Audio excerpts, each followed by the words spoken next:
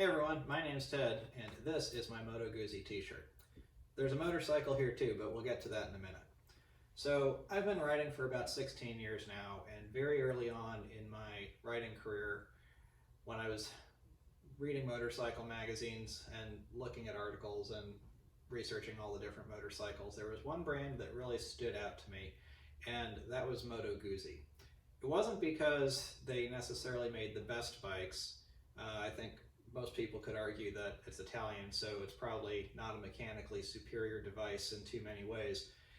But what appealed to me about Moto Guzzi's a whole lot was the overall layout and the style of them. One thing that especially appealed to me was their very unique longitudinally mounted V-twin engine that has the cylinders pointing out into the side, unlike a traditional V-twin like my wife's Harley over there that has the V-twin transversely mounted. And really for a motorcycle, a transversely mounted engine makes more sense, but that's another story. So I quickly fell in love with Moto Guzzi's, and for a while I'd been thinking about buying, back then, a Moto Guzzi California, which is sort of their cruiser, more toury kind of bike. And when I bought this t-shirt, I was hauling cars around the country. I'd never seen a Moto Guzzi, I'd never heard one run, I'd never sat on one, and I stopped by some, can't remember the name of the place. It was a Moto Guzzi shop / dealership outside of the St. Louis area, I want to say, and chatted with them for a while. I got to sit on a couple, hear them run, and I remember saying to the guy, well, I'm not going to buy a bike today, but I will buy a t-shirt. And that was this t-shirt. So I've owned this t-shirt for 15 years. I've worn it quite a bit. It's starting to get holes in it, but I've never actually gotten to use it correctly. And when I say correctly, what I mean is wearing it while riding a Moto Guzzi. In that 15 years, I've probably owned a dozen or more motorcycles. The whole time that I've been riding, I was looking for a Moto Guzzi. I didn't necessarily know which one I wanted per se, but I knew that I was going to get one day, and that when it was going to be the right one, it was going to speak to me.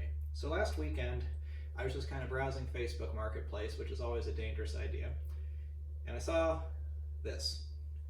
And this is a 2013 Moto Guzzi V7 Racer. This is a 750cc V-twin that is supposed to look like the cafe racers of the 50s and 60s. And when I saw the ad for this, I immediately said, that's it. That's the Moto Guzzi that I want to buy. So I showed it to my wife, who then said, well, do you want to buy that? I said, yeah, kinda. She said, well, you should. Well, that didn't take a whole lot of convincing. So let's talk about this motorcycle a little bit. It's not a very powerful bike. It's about 50 to 55 horsepower, depending on which article that you read. This is actually probably the lowest horsepower motorcycle I've ever owned, even comparing it to my first bike.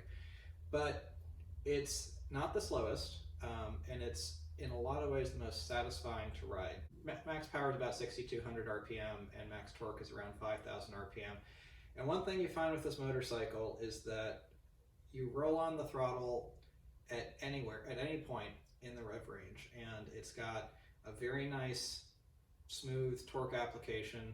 It never feels like you need to rev the thing up to get it into a power band. It's by no means blindingly fast. It's certainly far slower than a lot of the other motorcycles I've had, especially leader sport bikes, but it's very satisfying. And so let's take a look at this a little bit. If you just stand back and you look at it, this is a work of art. This would look just as at home in your living room as it would in a garage. In fact, I wish I had a living room that I could park this in, because I would. You can see my reflection in the tank. This is a gorgeous chrome tank. I just feel like the more that I look at it, the more that I love the styling cues. I find this is one of those vehicles that you go into the garage and turn the light on just to look at it. I love these leather straps that they put on the tank. The previous owner had taken off the race plastics. I decided to put them back on, and I think I like it better that way. He'd put on a little windshield that wasn't too tall, probably went up to about there. And if you've ridden real naked bikes like this before, they are windy, and just even a small windshield like that does make a big difference. But I actually like it better, riding it better this way, and it's not because it's nicer to ride. It's definitely nicer to ride with the windshield, but it feels more correct this way. I like the fact that when you sit and you look forward, you don't have any windshield in your view. This really, this little bit you really don't see when you're riding. You know, this is your view when you're riding. And it's windier, but it's supposed to be windier. This is not a motorcycle that you're going to buy to go on a trip with. It's a one-seater. It's strictly a one-seater. Even though this is removable and you theoretically could sit a second person on there, the seat is not molded for a second person to sit comfortably.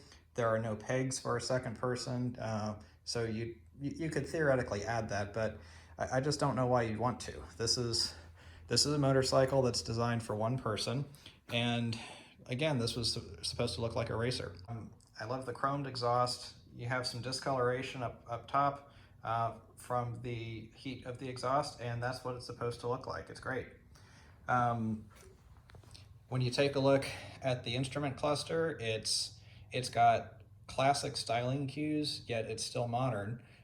You still have your modern lights and of course electronic digital gauges, or electronic gauges with digital functions, but it still looks like an older motorcycle.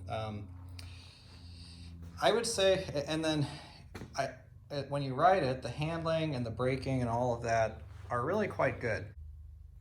I tried getting some video while I was riding this, and I just couldn't get a good sound quality or at all, or a good video quality. The phone was just bouncing around too much, so I need to play around a little bit with mounts. And I'll start it up here in a bit so you can just get a general idea of it, how it sounds when it's idling. Riding this is, like I said, just extremely satisfying. It doesn't have the biggest brakes in the world, and of course it only has a single front brake, but it stops really well. This is only a 420 pound motorcycle. Interestingly, if you compare this to the V11 Racer, which I actually don't like the styling of quite as much, the V11 makes substantially more horsepower, but it also weighs 60 pounds more. And that's substantial. You're going to notice that. This bike is really lightweight. It's very flickable. It handles really nicely. Yet at the same time, it's stable.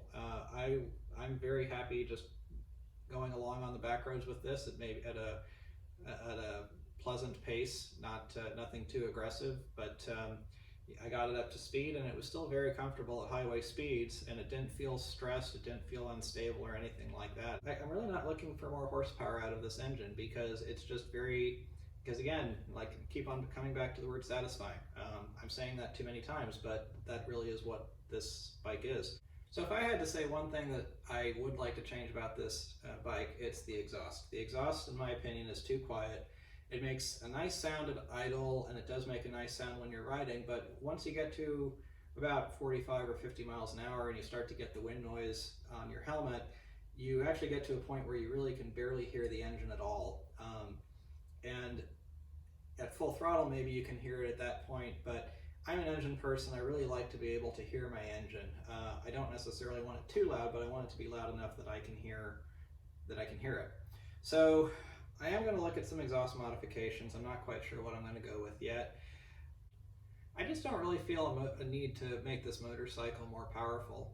It's really just nice the way it is, and unlike a lot of four-cylinder motorcycles that probably make more horsepower, because the torque is constant throughout the RPM band.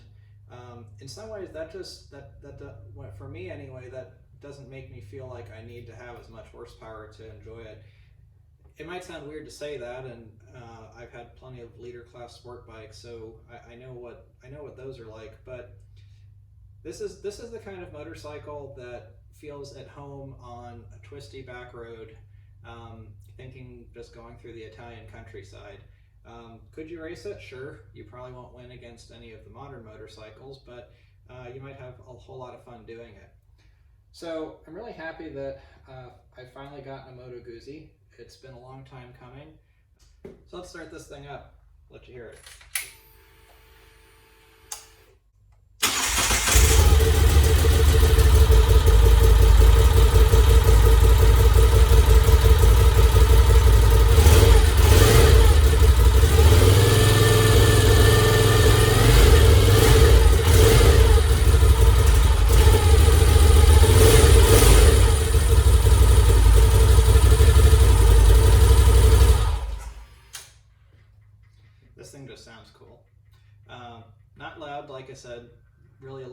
quiet side.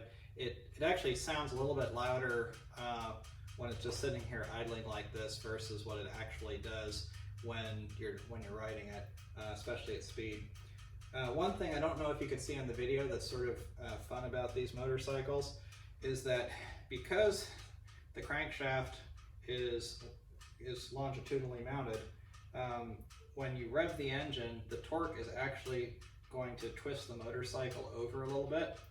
This is the same kind of effect that you'll see on BMWs that have the opposed twin, but on this, being a 750cc bike, it's not very pronounced. It's there, but it's not as noticeable. But it's just kind of a fun thing. So I hope that you've enjoyed this. Moto Guzzi is a brand that some people have never even heard of, and if they've heard of it, maybe they aren't quite sure about it. But it's a really interesting motorcycle, and sometimes people get really hung up on buying something or having something because they think that it's the best, that there's something technically better about it. I don't think I'd say that there's anything about this motorcycle that makes it technically superior. In fact, you could argue a lot of things that make it technically inferior to other motorcycles, and I'm sure that Guzzi fans are going to flame me for that, but I don't think that you have to buy something because it's great, because it has any kind of technical benefits to it. A lot of times I have things and I'll be the first one to say that, yeah, it's really not very good, but I enjoy it. And you can enjoy something and not have to say that it's the best of whatever it is, because some of those characteristics, some of those quirks, may be the sorts of things that help make it enjoyable. It's hard to quantify what gives a vehicle personality, but this motorcycle has a whole lot of it. So once again, I hope that you enjoyed this. Thanks for watching. Don't forget to like and subscribe to my channel for more videos on this motorcycle, my other motorcycles, my Cobra back here that I'm building, and any of the other projects that I'm working on. Have a great day.